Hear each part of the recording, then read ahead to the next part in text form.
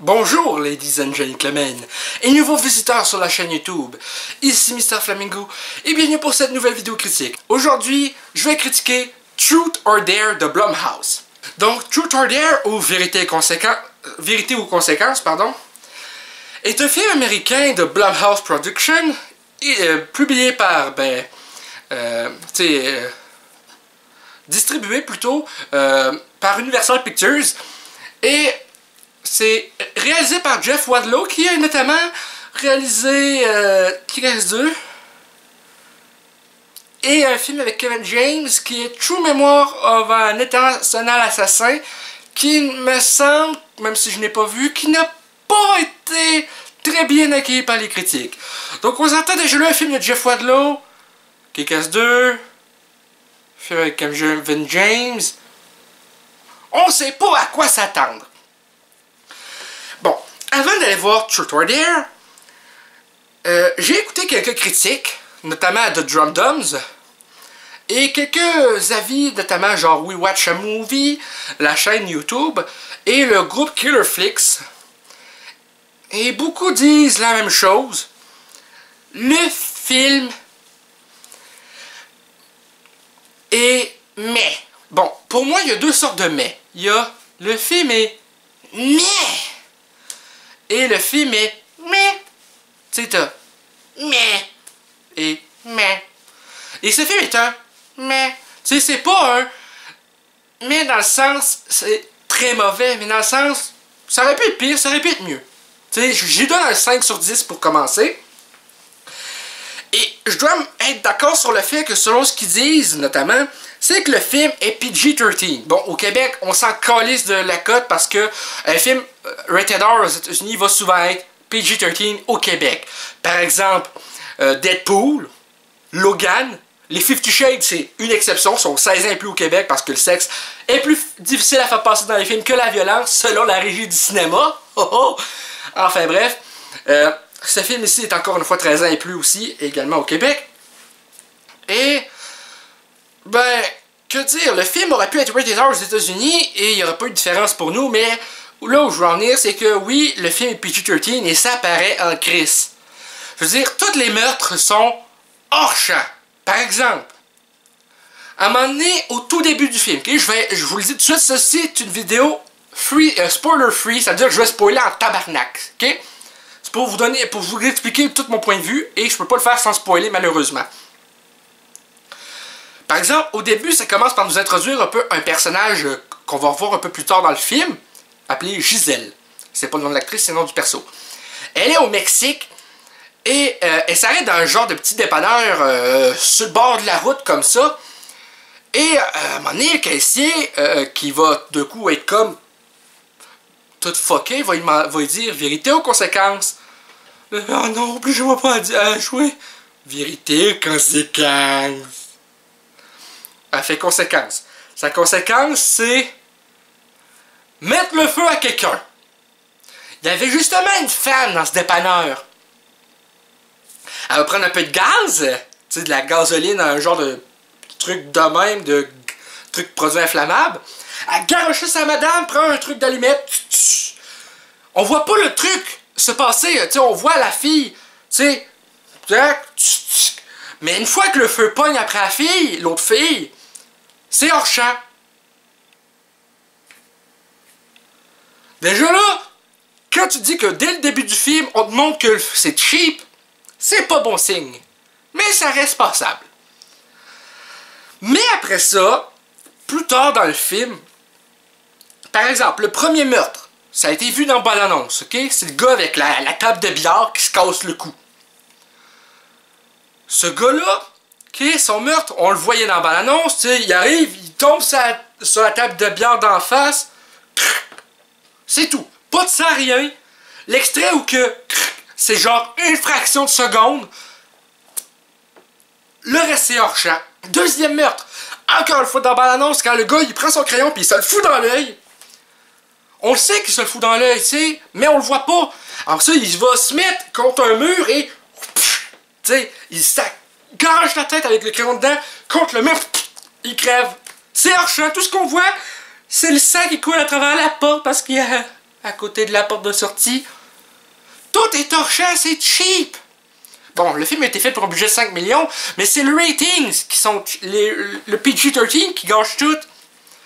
Ça enlève toute frayeur et charme à un film qui se veut horreur. Par exemple, les Paranormal Activity, que ce soit PG-13, c'est correct, c'est un fond de footage aussi où c'est pas fait pour être gore. Mais un film où il y a un minimum de meurtre, PG-13,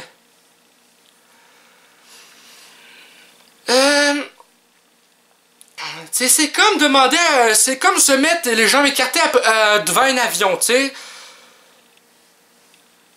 Tu sais ce que tu vas avoir, mais ça va faire plus mal que prévu.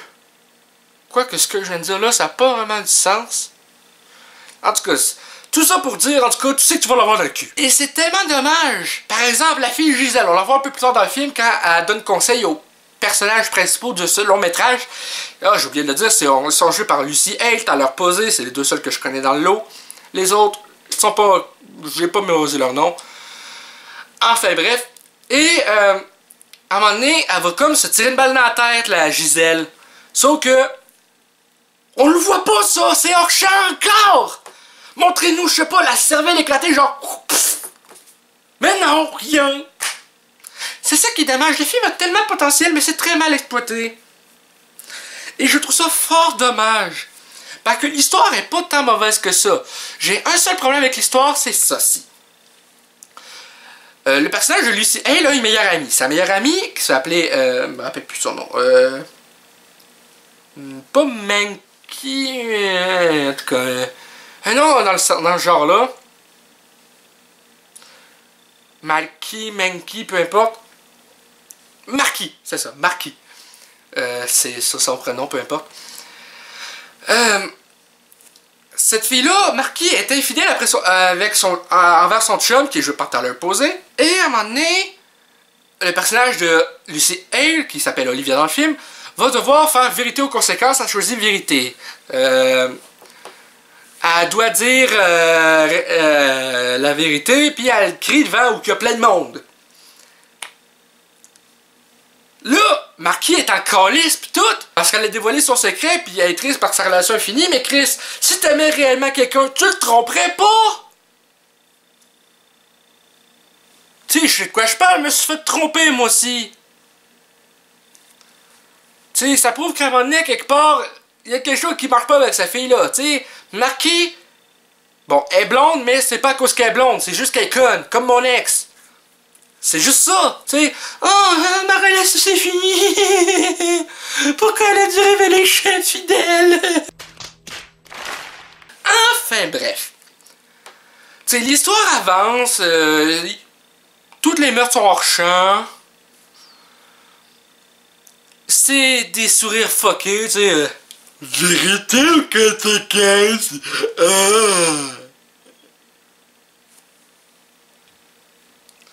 Toutes ces faces-là sont, on dirait, une face de Joker, mais avec un CGI de merde. Et la fin, oh boy, tabarnak. Je vous dévoilerai pas la fin, c'est à voir par vous-même. Que ce soit au cinéma ou en Blu-ray, peu importe. Watch that shit. Mais c'est ça, regarde. Je suis assez déçu, mais ça aurait pu être vachement pire, pareil. C'est sûr que d'un côté, ça aurait pu être vachement mieux, l'histoire, par exemple. Je sais pas, mais avoir l'histoire directement de Gisèle à la place. Moi, j'aurais préféré voir l'histoire de Gisèle et ses amis avec le gars qui libère les démons plutôt que ceux qui suivent par après. Ça aurait été beaucoup plus intéressant. Parce que t'as une meilleure exposition, t'apprends pas juste vers la toute fin qu'est-ce qui se passe avec l'affaire de démons qui s'est mis dans vérité aux conséquences, hein. Et c'est bien ça qui est dommage. Moi, c'est l'histoire d'avant que je voulais voir. Pas l'histoire que j'ai vue là. Et c'est ça qui est dommage. Donc, en tout cas, c'est tout pour cette critique du mais vérité aux conséquences de Blumhouse. J'espère que cette vidéo critique vous a plu, en espérant que Halloween 2018 soit bien meilleur que ce film-là. Halloween, c'est le film que j'attends le plus cette année. Plus haut que Avengers et Venom. Enfin bref, j'espère vraiment qu'Halloween va être meilleur que ce film-là. J'ai foi en David Gordon Green qui a réalisé pour moi mon film préféré de tous les temps, Alana Express. Enfin bref, même si c'est pas le même genre de film, je l'avoue. Et David Gordon Green a fait quand même réalisé des très bons films. Et Danny McBride, j'ai foi en lui aussi. Tu sais, c'est un bon co-scénariste. Ils ont écrit le scénario ensemble, enfin bref. Donc, je retourne à la conclusion de cette vidéo. Merci d'avoir écouté cette vidéo critique de Truth or Dare. J'espère que cette vidéo vous a plu. Si c'est le cas, n'hésitez pas à laisser un commentaire, un petit like, ça fait toujours plaisir. Et un abonnement à ma chaîne et à celle de mes collaborateurs pour des vidéos chaque semaine. Sur ce, je vous dis à bientôt pour de prochaines vidéos. YOLO!